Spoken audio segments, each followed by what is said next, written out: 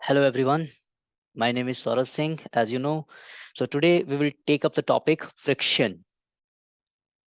So I hope you know little about friction from your previous classes.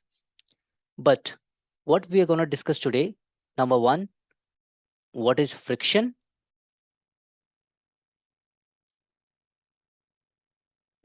In detail. Means we'll understand that what exactly is friction and why it is there. Along with that, we will also discuss what is the purpose of the friction. Number two, we will take up the case types of friction.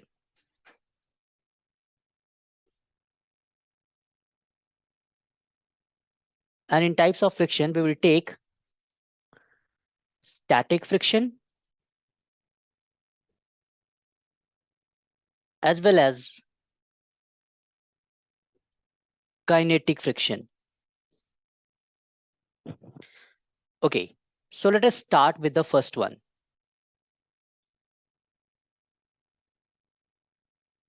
What is friction?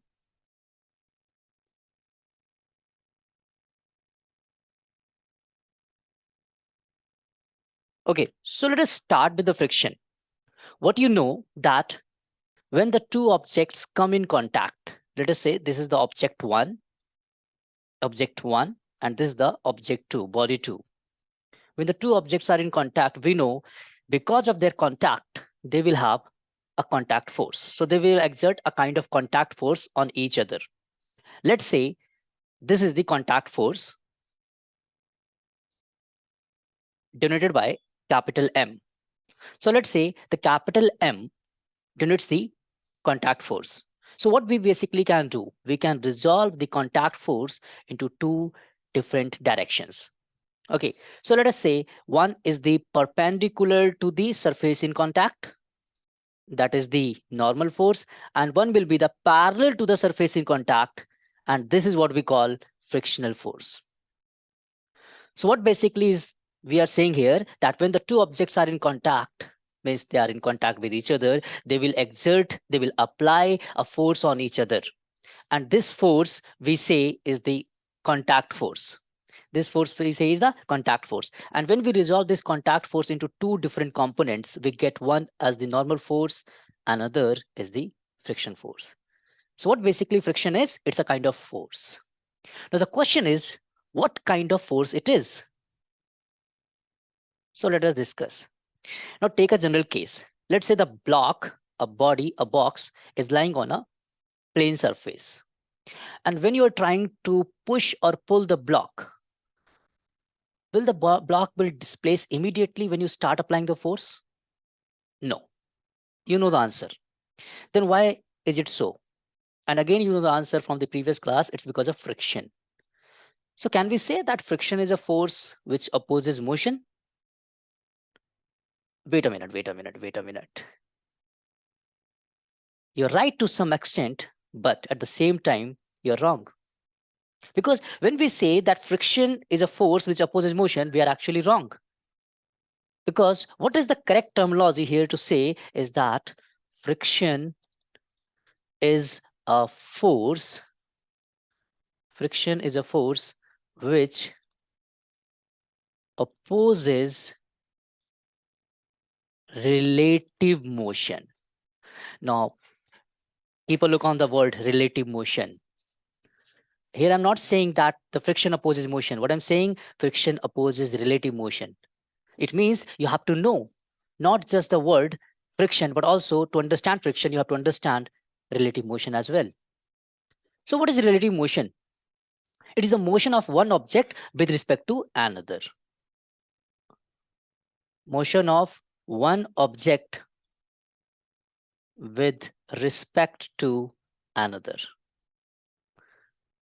So what we are saying here that friction is a type of force which opposes relative motion. Or you can say friction is a type of force which opposes motion of one object with respect to another. It means either the object is moving or trying to move, and then this force will come into the picture. Okay. Now discuss the second thing. the second component of the topic. What is the reason behind the friction? Why there is a friction? Now, let's just imagine a case. Let's discuss something related to the society so that we can just like compare the two things and understand it well. Let us say the two objects are not just object, they are the living entity and they are in contact. It's just like you're meeting your friend. So what will happen? If you meet your friend, you are in contact with him, obviously you will have some kind of influence, some kind of interaction.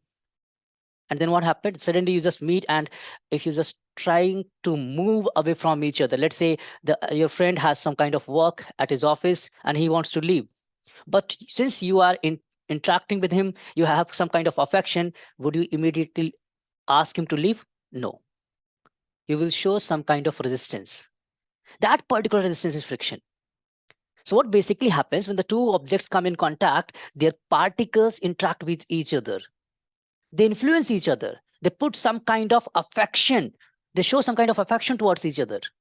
And because of this affection, what happens? When you actually try to move one object with respect to another, the another object will try to oppose it, will try to resist it. And that is the force of friction. Now you must have a question in your mind. What is that? That why the molecules are opposing? What is the cause? What is the reason that the molecules are resisting the motion of other molecules in contact? So the basic reason is electromagnetic interaction. So electromagnetic interaction. Keep my word in your mind. It's the electromagnetic interaction that is gonna make impact, or the reason behind influencing the particles.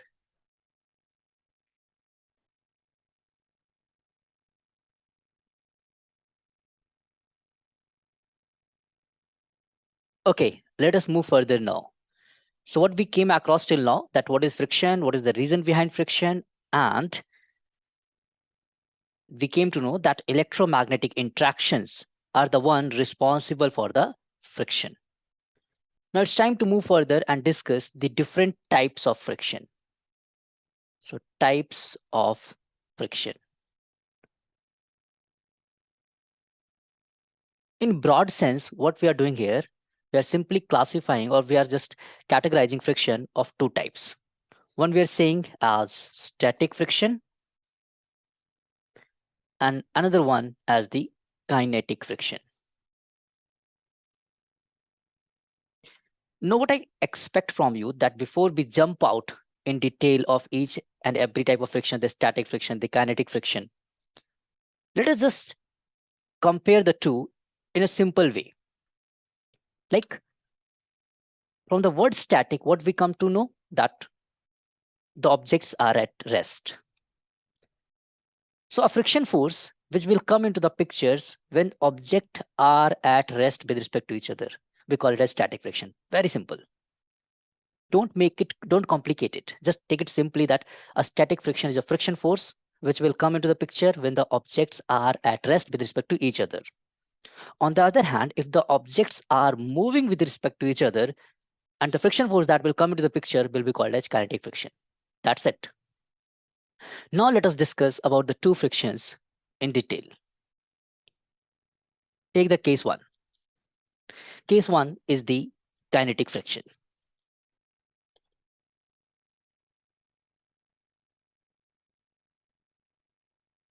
What is kinetic friction?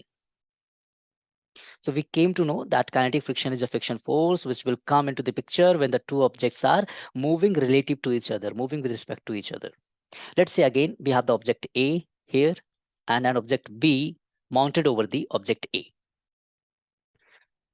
Just give a gentle push to the object B or the block B with capital F, such that the object is moving towards the right side, right handward.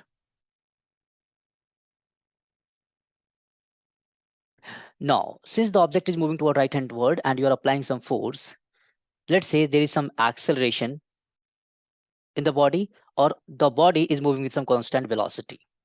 But for sure, we know that the body B must have a mass M.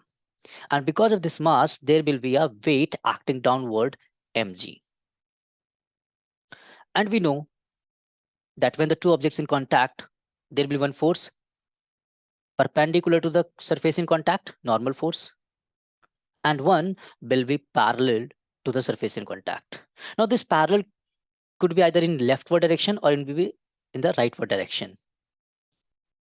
But where should be this frictional force? What should be the direction of friction force? Well, it depends on the direction where the object is moving.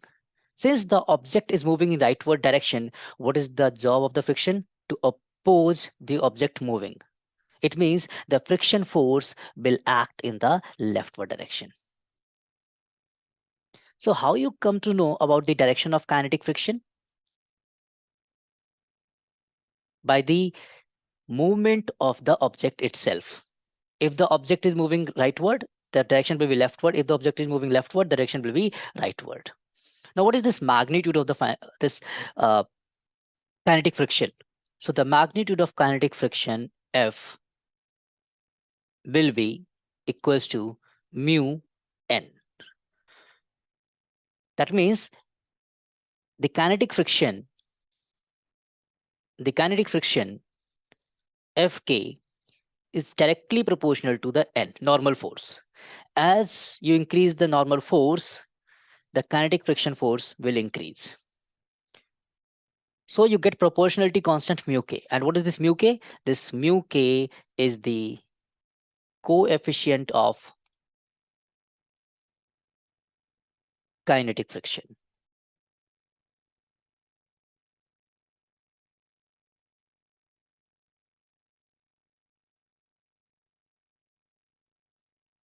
Now, let's talk about the static friction.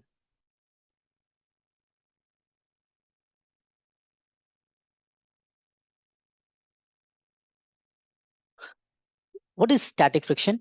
We already know that a friction force which comes into the picture when the objects are at rest.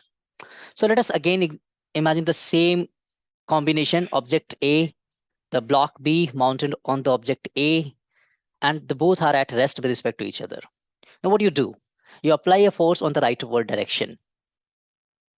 What will happen? Since the object is not moving, and according to the equilibrium, there will be a leftward force called as friction force, which will have the same magnitude as the force applied.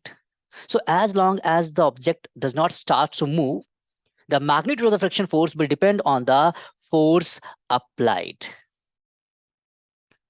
What I'm saying again, just understand that as long as the objects do not move with respect to each other, the magnitude of the friction force depends on the force applied on the object. So if a rightward capital F force has been applied, so the friction force, the magnitude of friction force will be equals to capital F applied. So if it is 2 Newton, since the object is at rest, the friction must be of 2 Newton. If it is 4 Newton, so the friction must be of 4 Newton in the leftward direction. And one more thing that you have to keep in mind, that the static friction, what we can say is self-adjusting force. Self-adjusting. Why I'm saying that friction force is a self-adjusting force?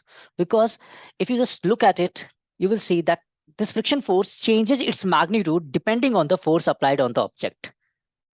So the static friction is a self-adjusting friction. It will adjust itself according to the force applied. If the force applied is 2 Newton, it will be 2 Newton. If the force applied is 4 Newton, it will be 4 Newton. Why? Because the object is in equilibrium and they are not moving in this particular case. And also you can say that it will change its direction. If you apply force on the rightward, the friction will act in the leftward. If the applied force is in the rightward, then friction will be in the leftward and vice versa. So in short, we can say static friction is a self-adjusting force. Now, in static friction, we can come to a point where if we apply, keep on increasing the force, if we keep on increasing the force, a point will come that even if you apply a very single force, very small amount of extra force, the object will start to move. So when the object just starts to move, the maximum force that you apply to move an object is the limiting force of friction. Because at that particular point, the object will just start to move. So it is a maximum static friction. Okay, so when, let's just imagine a case that you apply a maximum force. Let us change the color here. For this particular case, you apply a maximum force, capital F, in such a way that the object just starts to move. It is just starting to move. So capital F will allow the object to move. At that time, this will be maximum static friction, And this maximum static friction will again depend on the normal force. So maximum static friction will depend on the normal force. And it will be equal to the force applied.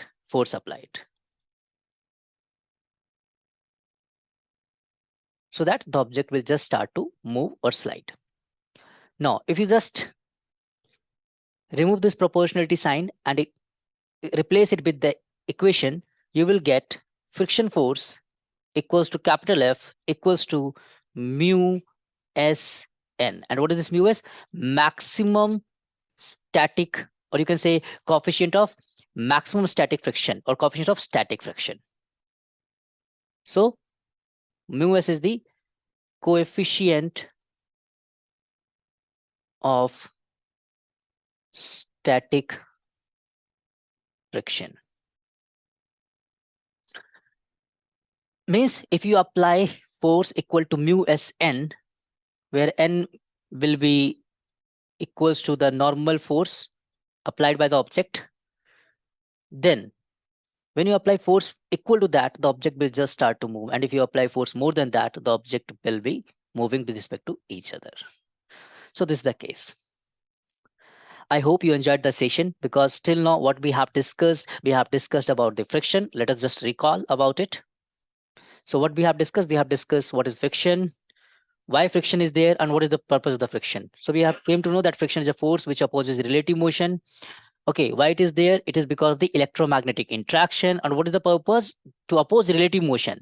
And sometime while opposing the relative motion, you will find that friction is actually responsible for the motion. And that is why we say not to say ever that friction is a force which opposes motion. Friction is a force which opposes relative motion. And then we came to know about the kinetic friction, a friction force which comes into picture when the objects are moving relative to each other, and static friction, a friction force which comes into the picture when the objects are at rest with respect to each other. Kinetic friction, we came to the formula Fk equals to mu k n, where n is the normal force, and static friction, we know it is equals to the force applied, and maximum static friction will be equals to Fs equals to mu s, maximum static, this coefficient of friction, into n. That's all for the day. We'll meet soon again. Thank you so much.